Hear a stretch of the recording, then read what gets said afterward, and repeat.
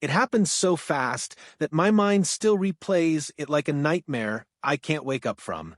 My disabled daughter, Emily, screaming as she was dragged across the pavement behind HOA Karen's golf cart.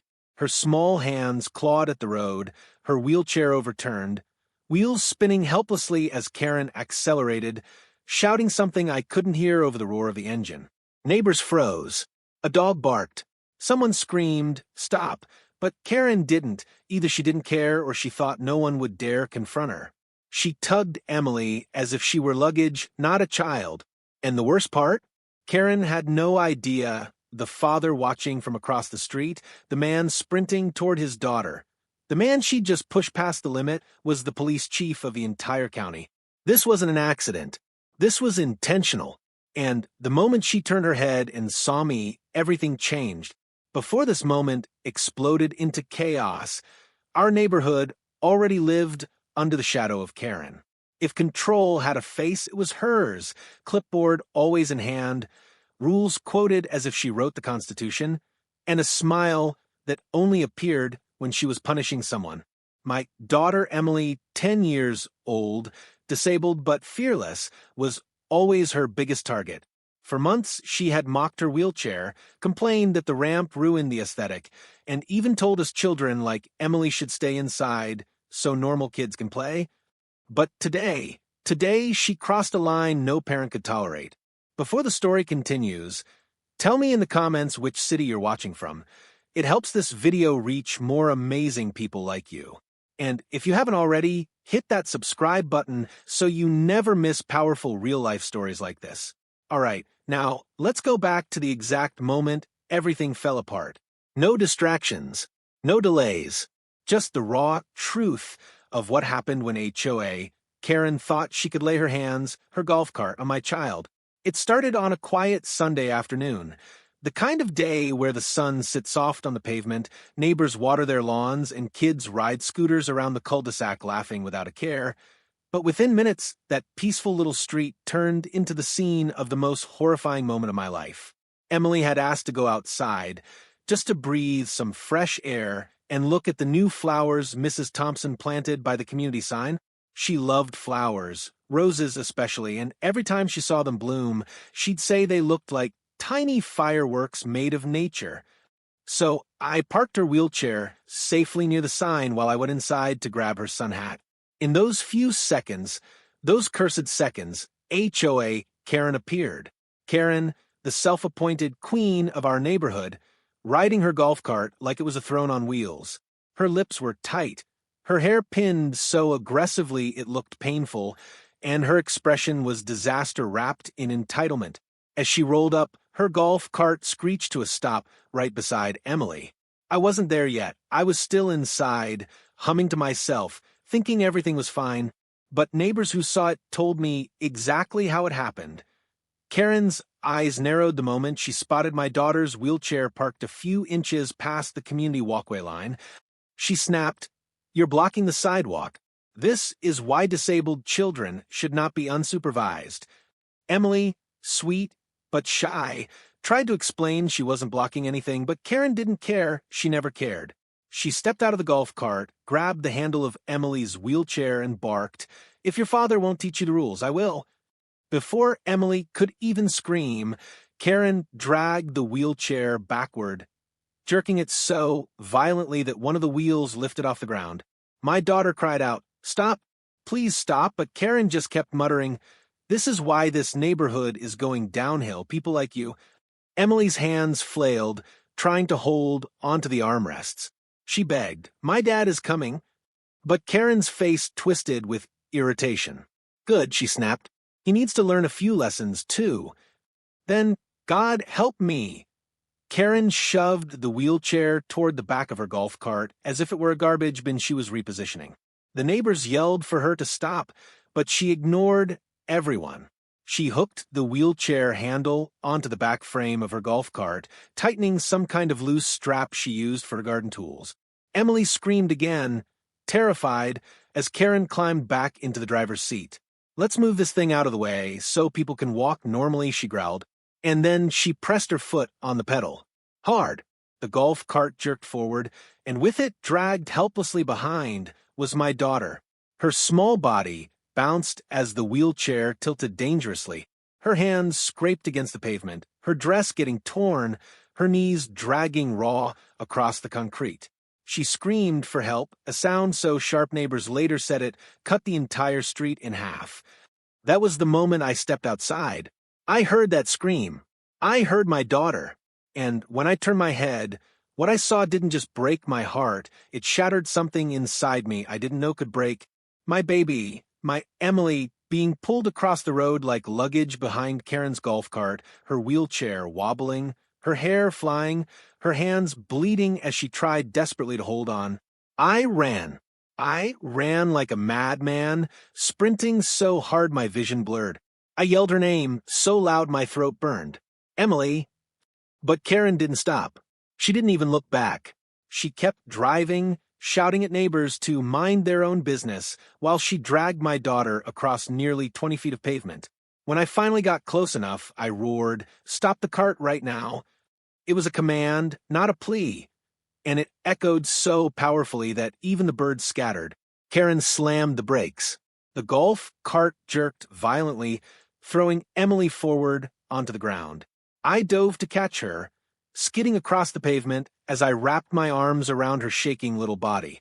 Her knees were scraped bloody, her fingers torn, her arms trembling like leaves in a storm. She whimpered, "Daddy," she dragged me, and at that moment, when I lifted my head toward Karen, I was no longer just a father. I was a force of nature. Karen climbed out, annoyance still on her face, not remorse. "You should control your daughter," she snapped. Her wheelchair was blocking the path. Someone had to fix it. I stood up, holding Emily tight, my jaw shaking with rage I struggled to contain. "You dragged my child behind a moving vehicle," I thundered. "Are you insane?" She scoffed. "Oh, please. You're being dramatic. She'll be fine." Then she made the biggest mistake of her life. She smirked and added, "If you have a problem, complain to the police." "Oh, wait, never mind. They never listen to people like you." The entire street went silent. You could hear the wind. You could hear Emily crying into my shoulder. And Karen, clueless, arrogant, drowning in her own entitlement, had no idea what she just said. I stepped toward her, Emily still in my arms, my voice low and steady. "Karen, I am the police." Her smirk faded. Her face drained of color. She whispered, "W what?" I took out my badge, slowly, deliberately, and the neighbors gasped. "I'm the police chief of this entire county," I said, "and what you just did is a crime." Karen stumbled backward, her mouth opening and closing like she couldn't find air. I didn't mean it was an accident, but it was too late. The neighbors had seen everything. Phones were recording. Kids were crying. And my daughter, hurt, shaking, terrified, was living proof of Karen's cruelty. I carried Emily toward the house as Karen stood frozen, finally realizing she had crossed a line no apology could erase, no lie could cover, and no HOA power could protect her from. The moment I carried Emily inside, my hands trembling and my heart collapsing inside my chest, I knew this wasn't the kind of injury I could patch up with first aid. This was deeper, scrapes that tore through skin, shock trembling through her bones, and a fear in her eyes I had never seen before. She couldn't stop crying, her breath hitching in painful gasps as I lowered her onto the couch. "Daddy, it hurts. Everything hurts," she whispered, and that alone nearly shattered me. I grabbed my phone with shaking fingers and dialed 911, not as a police chief, but as a father desperate to save his child. Within minutes, the wail of the ambulance sirens cut through the neighborhood, flashing red and blue across our windows.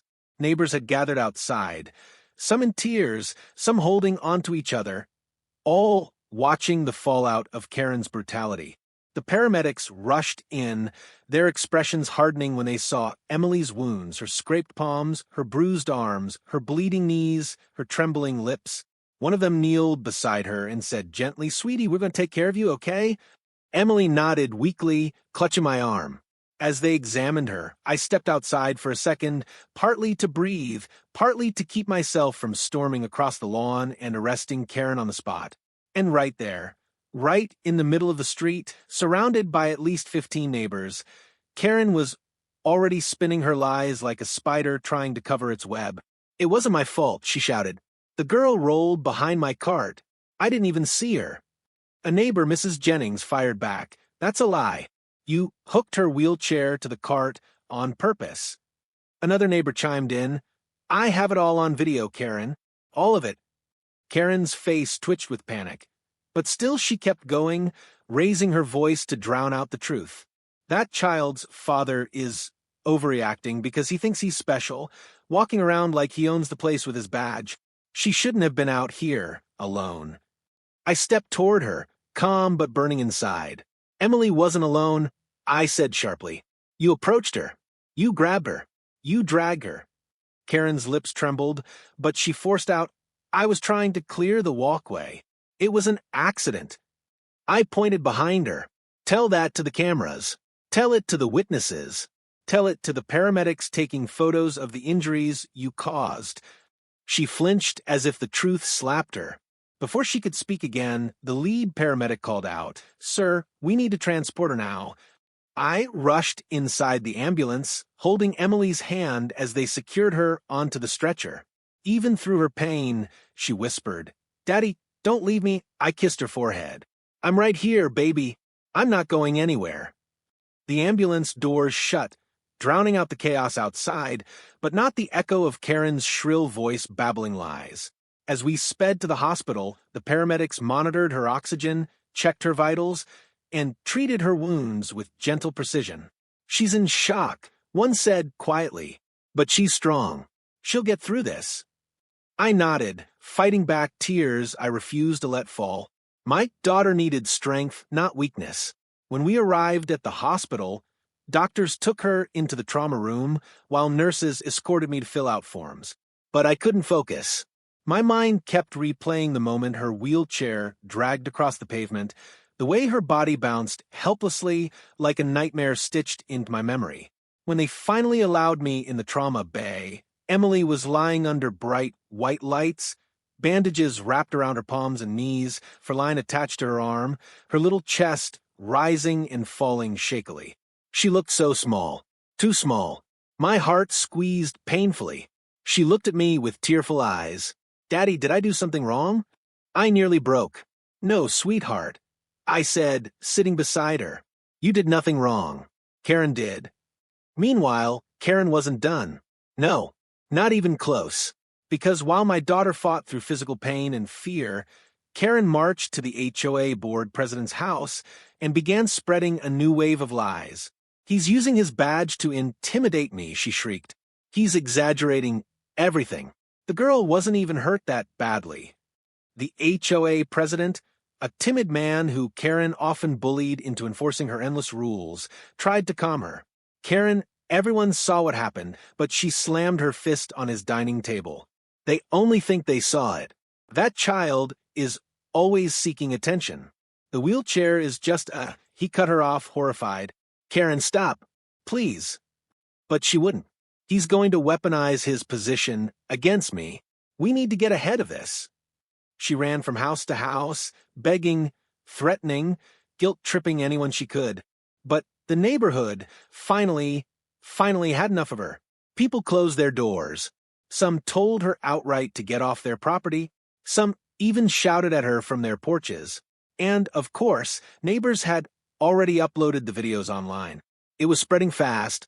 Back at the hospital, a doctor approached me with a clipboard and a compassionate expression. "She's physically stable," he assured me, "but we're keeping her overnight for observation. There's trauma, emotionally and physically. She needs rest." I thanked him as relief washed over me. But beneath that relief, rage still simmered. I stepped out of the room to make a call, not to a friend, not to another parent, but to the police department I commanded. "This is Chief Daniels," I said sternly. "I'm opening a case. I need an officer dispatched to Evergreen Ridge immediately for a formal statement collection and witness videos." The officer on the line hesitated. "Sir, are you sure you want to be involved directly?" "I'm not involving myself as a chief," I said coldly. "I'm involving myself as a father whose daughter was assaulted." Meanwhile, Karen stood outside her house pacing like a caged animal. still trying to patch together a story that wouldn't collapse the moment someone asked her one real question. "It was an accident, right?" she muttered to herself. "He can't arrest me. He can't. I'm the HOA coordinator. I make the rules here." But this was one battlefield she couldn't control. Not anymore. Because while she rehearsed her lies, witnesses gathered their videos. While she tried to twist the truth, neighbors prepared statements. And while she clung to her clipboard and power, she had no idea the storm she'd unleashed, because this time, she hadn't just messed with anybody. She messed with the police chief's daughter. And justice was already on its way. While Emily slept in her hospital bed, her tiny hands wrapped in gauze, her knees bandaged, a faint tremble still running through her tired body, the community she had lived in her whole life was erupting. Not the usual HOA complaints, not the petty arguments Karen thrived on, but something far more powerful, collective outrage. By the time night fell, nearly the entire neighborhood had gathered in clusters outside their homes, replaying the video again and again, each viewing fueling more anger, more disgust, more determination to see justice done. Teenagers stood in a circle, showing the footage on their phones to anyone who walked near. Parents clutched their children tight, horrified at the thought. What if it had been my child? Elderly neighbors, who had once feared speaking against Karen, now spoke, with trembling fury. "Drag a disabled child behind a golf cart?" Mrs. Patterson muttered, voice thick with emotion. "What kind of monster does that?" Word spread fast, too fast for Karen to control. By dinner time, the video had already hit local community groups, being shared with captions like "HOA President Abuses Disabled Child" and "Evergreen Ridge Outrage." At the center of it all stood Karen, pacing inside her porch like an animal trapped in its own cage of lies. Her phone buzzed nonstop, angry messages, HOA members resigning, neighbors demanding she step down. Each notification made her face twist deeper. She kept muttering, they're exaggerating, but even she didn't believe her own words anymore. Meanwhile, the officers I sent arrived in the neighborhood, not in squad cars with sirens, but quietly professional and ready. Officer Ruiz and Officer Harmon went door to door, collecting statements, videos, witness accounts. And every time someone showed them the footage of my little girl screaming, being dragged behind that cart, they looked more and more disgusted. "We've seen bad stuff," Officer Harmon said to a neighbor. "But this is different. This was intentional." Teenagers who recorded the video replayed it in slow motion for the officers. The moment Karen grabbed the wheelchair handle, the way she hooked it to the back of her cart, the cold look on her face as she stepped on the pedal. There was no accident. I didn't see her. It was clear, deliberate cruelty. One 16-year-old boy, Jake, told the officers she looked right at the kid. She even said something about teaching her a lesson. Jake's mother placed a hand on his shoulder, tears filling her eyes. "Please make sure justice is done. We all saw what happened. We all know what she's like." Statement after statement matched. Witness after witness described the same sequence. Nobody defended Karen. Nobody. The officers documented everything, time-stamped every video, took photos of the pavement where Emily had been dragged, tiny streaks of blood still visible even after the ambulance left. When they approached Karen's house, she opened the door with a defensive huff, her arms crossed tightly. Finally, she snapped, "The police. Good. I want to file a complaint," but Officer Ruiz raised a hand sharply. "Ma'am, we are here to collect your statement regarding the assault incident." The word assault hit Karen like a slap. Assault? That's ridiculous. That child is manipulative. And her father, he's using his position. "Ma'am," Officer Harmon cut in, hardening his voice. "We have multiple videos. We have over a dozen eyewitness accounts. We're not here to debate. We're here for your statement." Karen's throat bobbed as she swallowed. Her eyes darted toward the neighbors gathering on their lawns, watching, judging, waiting. "Well, she was blocking the sidewalk," Karen stuttered. "I asked her to move. She didn't, so I helped her wheelchair get out of the way." "By hooking it to your vehicle?" Officer Ruiz asked sternly. "By dragging her behind a moving cart?" Karen's face flushed. "It wasn't like that. I didn't know she was attached, ma'am, Ruiz said, his tone turning ice cold. The video shows you securing the wheelchair to the back frame of your cart. Karen's mouth opened, then shut. She had nothing. This was the first time in her life where the HOA clipboard had no power, where her voice couldn't twist the facts, where the neighbors she had bullied for years didn't cower. They stood tall, united against her. Mrs. Thompson, the sweet elderly woman who spent mornings tending to her roses, stepped forward. "I've lived here 15 years, she said boldly, "and I've never been scared of anyone until you. What you did today, it was evil, Karen." Others nodded, voices rising. "She needs to be arrested," yelled one. "She doesn't deserve to live here," shouted another. "Throw her off the HOA board," someone in the back cried, earning loud agreement. Karen began trembling, not from regret, but from fear of losing the control she clung to like oxygen. "This is ridiculous," she stammered. "This neighborhood is overreacting. Kids get hurt all the time, not like this." Mr. Patterson roared. His voice boomed through the street, silencing everyone. "This was a disabled child defenseless against you. Have some shame." Inside the hospital, I received updates as the officers proceeded. Ruiz called me directly. "Chief, we have overwhelming evidence. Your daughter didn't just get hurt. She was targeted." I took a deep breath, staring at Emily sleeping under warm hospital lights. "Write it all down. Every detail." Ruiz continued, his voice heavy. "The community is furious. I haven't seen neighbors this united in years. They're all standing against her." For the first time that day, a flicker of hope reached my heart. Not because justice was guaranteed, not yet, but because the people who once whispered about Karen's cruelty had finally found their voices. They weren't afraid anymore. They weren't hiding behind closed blinds. They weren't pretending things were fine. They were angry, righteously angry, and that anger had power. Meanwhile, in the neighborhood, one neighbor volunteered to gather all videos into a single file. Another printed every witness statement and placed them in folders. Parents formed a support group chat titled Justice for Emily. Teenagers created a short awareness clip to spread online. And as all this unfolded, Karen stood alone on her porch, watching the community she once controlled turn against her like a rising tide. Her hands shook, her face paled, her breathing grew shallow. For once in her life, she was powerless. And for the first time in a long time, the community stood tall. They had seen enough.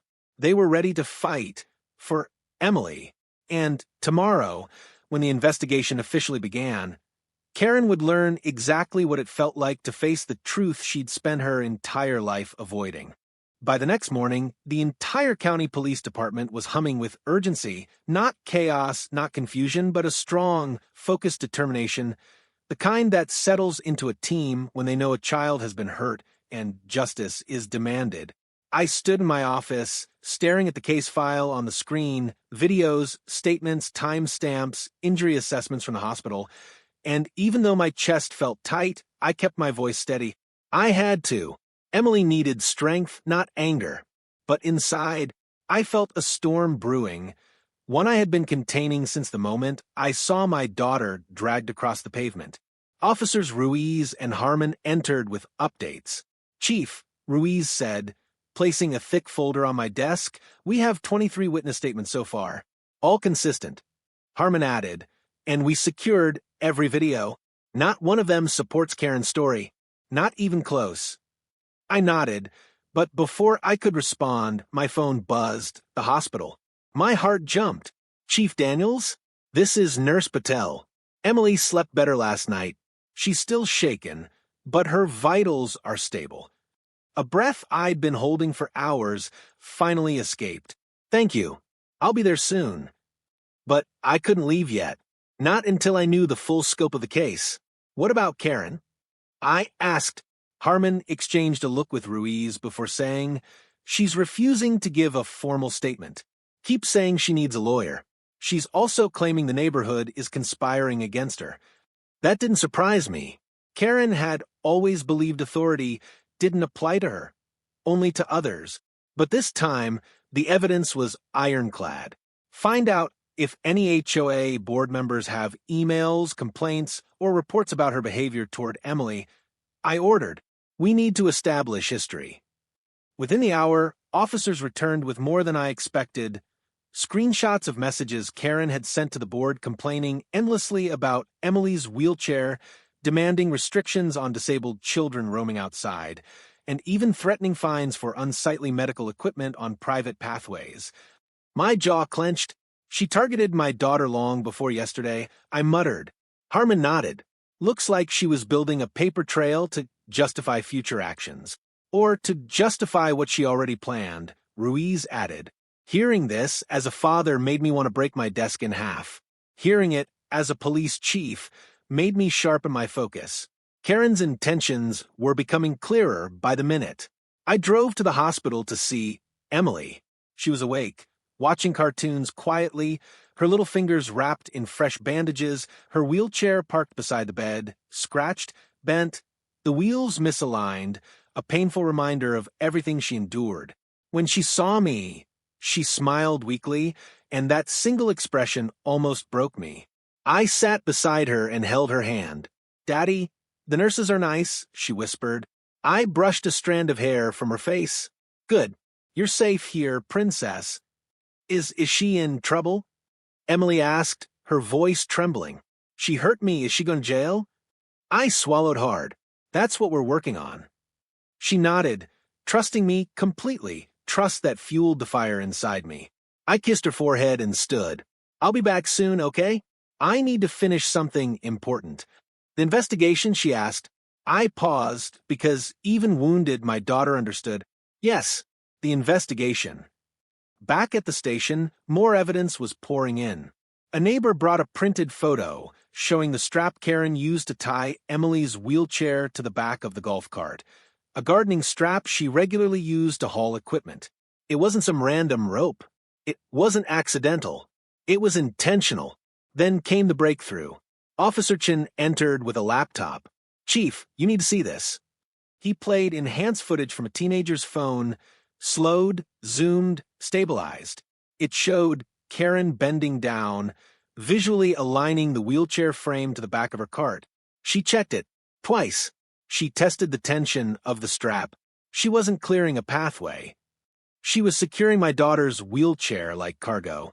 Then she climbed into the cart, looked directly at Emily, said something about consequences, and hit the pedal.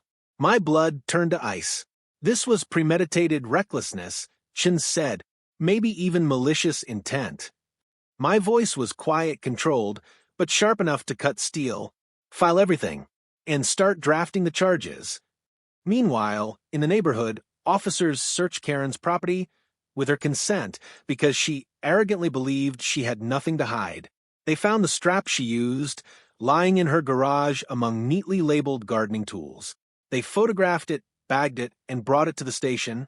Karen paced outside her door, demanding updates, insisting the neighbors were exaggerating, insisting she was being targeted unfairly. But no one listened anymore. The HOA board gathered in an emergency meeting without her. And for the first time ever, Karen wasn't in control. Chief, Ruiz said later that afternoon, there's something else. HOA emails. We got access. He handed me printed copies. Karen had written things like, that disabled girl is becoming a problem. She's always in the way. Her father acts like rules don't apply to them. If they won't learn, then I'll enforce consequences myself. My grip tightened on the papers. Karen had been escalating for months.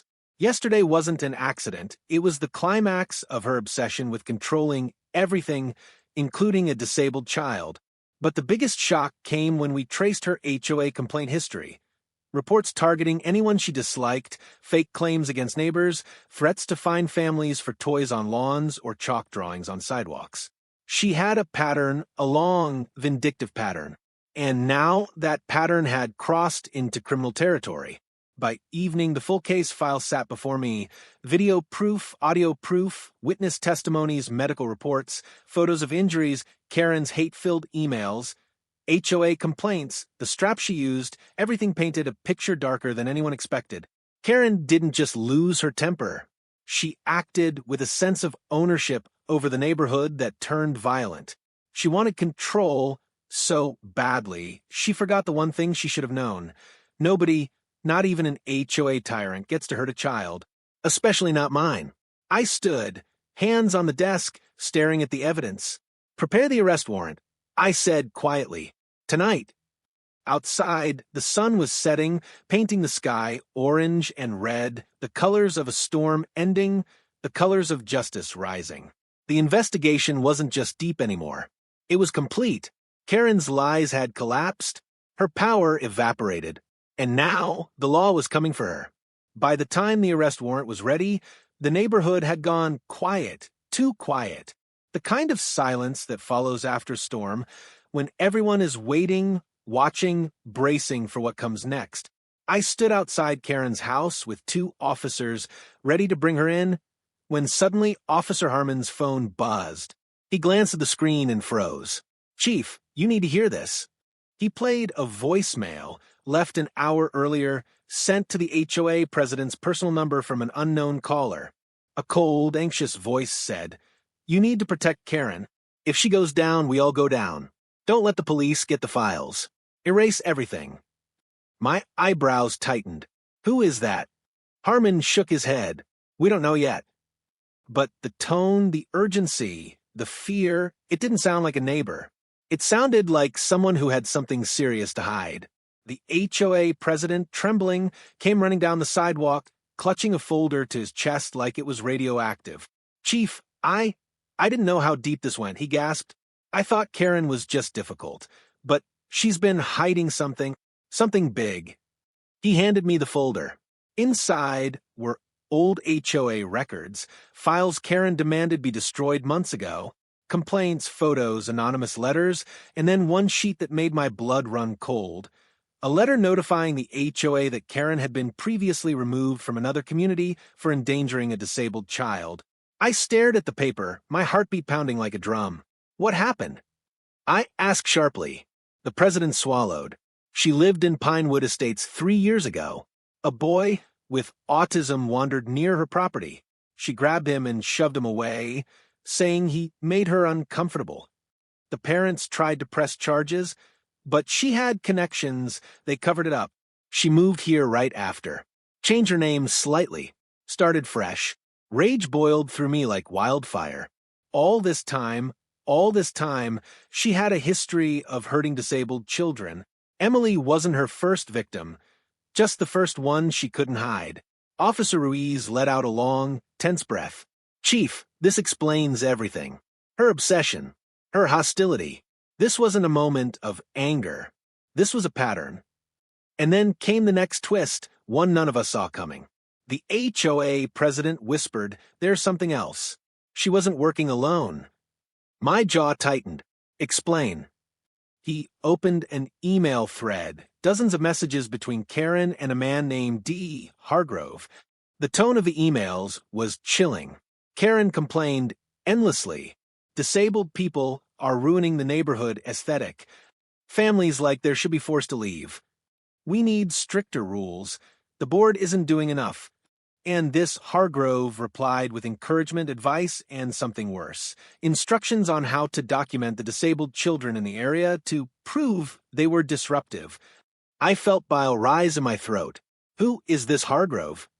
The president replied weakly he used to be an HOA enforcement officer in her old community. They were close.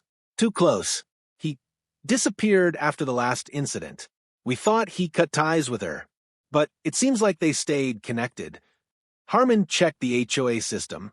"Chief, this Hargrove guy accessed our neighborhood database last week. He logged into the HOA servers using Karen's credentials. Suddenly, the picture grew even darker. Karen wasn't just cruel. She was following guidance.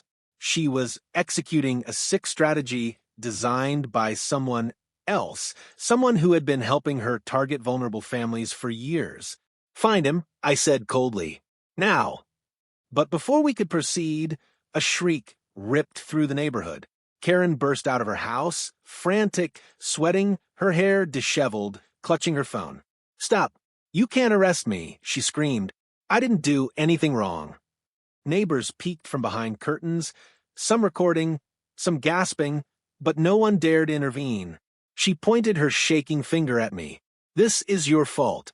You brought this here. You put your disabled child in my way. You set me up. I stepped forward slowly. Karen, you are under arrest for the assault of a minor, intentional endangerment, reckless conduct, and violation of HOA authority, and oh, she shrieked, stepping back like a cornered animal. This wasn't supposed to happen. He told me it would work. My eyes narrowed. Who told you? She froze. Too late. Her slip exposed everything. Hargrove. I pressed. She clamped a hand over her mouth, eyes wide with horror at what she'd revealed. Officers moved in, but Karen backed away, shaking her head violently. He promised nobody would believe a disabled kid. He promised parents, like you would be shut down. He said if I controlled the narrative, I'd never get in trouble, never again. There it was. The truth. Raw. Ugly. Terrifying. She continued, tears streaming, mascara smudging down her cheeks. He told me to make examples, to show the board that I could enforce discipline. I was just following what he said. My stomach twisted. This wasn't just about Emily. It was a pattern, a sick partnership built on cruelty. Karen suddenly dropped to her knees, sobbing. He said I had to act before it was too late, before the board took my power, before the neighborhood fell apart. I crouched down, not out of sympathy, but because I needed her to see the truth in my eyes. Karen, I said quietly, you hurt a child. You hurt my child. Nobody told you to hook her wheelchair to your cart. Nobody told you to drag her across the pavement. You did that. You chose that. She shook her head, rocking back and forth, whispering, he told me, he told me, he told me. Harmon leaned close and whispered, Chief, she's breaking down. Read her rights, I said, standing tall, and take her in. As they handcuffed her, the neighborhood watched silently. No cheers, no shouts, just stunned disbelief that the woman who ruled them with iron fists and clipped judgment had finally fallen to her own cruelty. But the twist wasn't over. Not yet, because when Karen was placed in the squad car, Ruiz approached me with a grim expression. Chief, we traced the number that made the voicemail. It wasn't Hargrove's personal phone. My brows furrowed. Then what was it? It was a burner phone, Ruiz said, and it pinged from inside our county. Meaning? Ruiz swallowed hard. Meaning he's here. Suddenly, the case wasn't just about Karen anymore.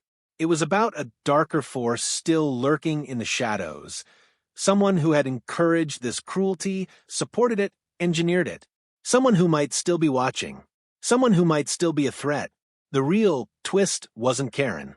It was the man behind her. And the hunt for him was only beginning. The morning after Karen's arrest felt strangely calm. Calm in the way a battlefield feels when the smoke clears, but the ground still trembles with the memory of what happened. Emily was finally resting peacefully, her small body wrapped in soft blankets, her bandages fresh, her breathing steady. I sat beside her hospital bed, watching her chest rise and fall, reminding myself why every second of this fight mattered. But even as I absorbed the quiet, my phone buzzed. Ruiz, Chief, we found him. My pulse tightened. Hargrove, the man hiding behind Karen's cruelty, the architect of her twisted behavior, had been located. He was living under a different name in a rental cabin just outside our county line, keeping a low profile, but still very much active online in extremist HOA forums encouraging harsh control tactics. As I read through the intel, everything clicked. Karen wasn't simply a bully with authority issues, she was acting under influence. She wanted power, but he had fed her obsession, pushed her, validated her darkness. I kissed Emily's forehead gently. Daddy will fix everything, I whispered. Then I stood and walked out the hospital doors, determination weighing in every step. A caravan of police units joined me as we headed toward the cabin. Inside the vehicle, Ruiz briefed me. Chief, he's got records of multiple complaints from previous neighborhoods. Same pattern, pressuring HOAs, targeting special needs kids, manipulating board members, even threatening parents who spoke up. My jaw tightened. And nobody caught him before? He always stayed just distant enough, Ruiz said. Let others do the dirty work. Not this time. When we reached the cabin, small, wooden, secluded, I stepped out with Harmon Ruiz and 2 deputies. Birds scattered as we approached. The morning sun filtered through the trees, casting long shadows that wrapped around the cabin like warning lines. Ruiz knocked firmly. "Police! Open the door!" Silence. Then a rustle. Harmon signaled toward the window, movement inside. Ruiz knocked again. "Open the door now." A voice responded, shaky yet defensive. "I haven't done anything." I exchanged a look with Harmon. "That's him." After a few 10 seconds, the door creaked open, revealing a thin man in his late 40s. Unkempt hair, anxious eyes, a posture that screamed guilt. He looked exactly like a person who hides behind others. Hargrove swallowed hard when he saw the badge on my chest. "Chief Daniels," he murmured. "I heard about the incident." "Incident?" I stepped forward, my voice cold as steel. "You coached her. You pushed her. You encouraged cruelty toward disabled children. That's not an incident. That's a pattern of abuse." He lifted his hands defensively. "She acted on her own. I didn't touch anyone. I just advised stricter rules. People these days let their kids run wild. She dragged a disabled child behind a moving vehicle." I growled. "And you told her no one would believe the victims." His face paled. "I never told her to hurt anyone. Her emails say otherwise." Harmon cut in. Ruiz added, "And the voicemail you left? Not the smartest move." Hargrove trembled. "You can't blame me for her actions." "Watch us," I whispered. As we led him outside, neighbors from the nearby homes peeked from porches, watching justice unfold. The man who had orchestrated fear from the shadows now stood powerless in handcuffs. While officers processed him, I stepped away, breathing in the cold morning air. It wasn't victory yet, but we were close. Back in our county, Karen and Hargrove were booked separately. Charges continued stacking. Reckless endangerment, child endangerment, conspiracy, harassment, misconduct, intentional harm, and several HOA-related violations. When Karen saw Hargrove being escorted through a different corridor, she froze, her eyes wide. Then she broke down screaming, "You said they wouldn't find you. You said I was safe." But he wouldn't meet her eyes. He looked away like a coward exposed. The courtroom hearing took place 2 days later. Emily, still healing, wore a soft peach sweater and held a small stuffed bear. I wheeled her into the courtroom, gently. Heads turned. Gasps filled the room. Seeing her bandaged hands, bruised arms, small trembling body, it changed the atmosphere instantly. Even people who thought they had prepared themselves felt their hearts break. The judge, a stern woman with silver hair, cleared her throat. "We're here today for the preliminary hearing in the case of State versus Karen Lowell and David Hargrove." Karen cried silently, her makeup smudged, her posture defeated. Hargrove sat stiffly, trying to avoid eye contact with everyone. The prosecutor presented the evidence. The videos, the statements, the enhanced footage, Karen's emails, Hargrove's coaching messages, medical reports, and the history of complaints from past communities. The courtroom was silent, deep, heavy silence, as the screen played the moment Karen hooked the wheelchair, the moment she hit the gas, the moment Emily screamed. Some people wiped their eyes. The judge watched with a clenched jaw. Then came my daughter's turn to speak. The judge called her gently. "Sweetheart, do you want to say anything?" Emily looked at me, nervous. I nodded, holding her hand. She took a deep breath. "I didn't do anything wrong," she said in a tiny voice. "She hurt me, and I thought I was going to die." Her voice broke, making half the courtroom sniffle. "I was just looking at flowers." Tears ran down her cheeks. I hugged her gently as the room fell silent again. Even the judge blinked away, emotion. Then the judge turned to Karen and Hargrove. "You both targeted a vulnerable child. You conspired to enforce power through intimidation and cruelty. You hurt someone who could not defend herself. And you did so with arrogance and calculation. This court finds both defendants a danger to the community." Karen broke into uncontrollable sobs. Hargrove's face drained completely. The judge continued, "Bail is denied. Trial will proceed with charges of child endangerment, conspiracy, reckless harm, and intentional abuse." As deputies escorted them out, Karen screamed, "I didn't mean it. He made me do it." But the courtroom had already turned their backs on her. Justice had begun its course.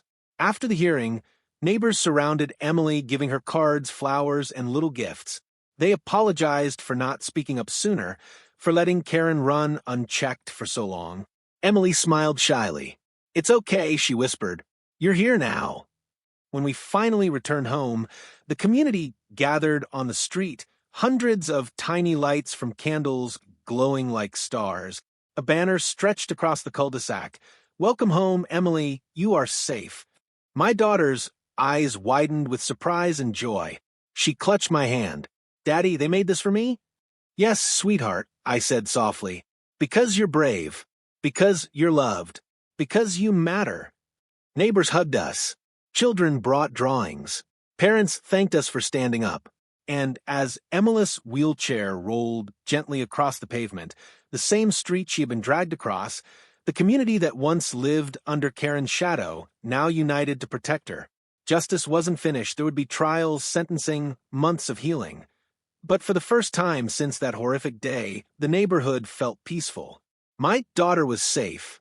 The monsters were gone. And the community had finally found its voice. For Emily, and for every child who deserved safety, kindness, and a place where no one could hurt them again. If this story touched your heart, please don't leave without supporting this channel. Drop your city in the comments so we know where our amazing community is watching from, and hit like if you believe every child deserves safety and justice. Subscribe for more powerful, real-life stories that raise awareness, spark change, and remind the world that courage begins with speaking up. And tell me, what would you have done if this happened to your child? Your voice matters. Your comment could help someone stay strong today.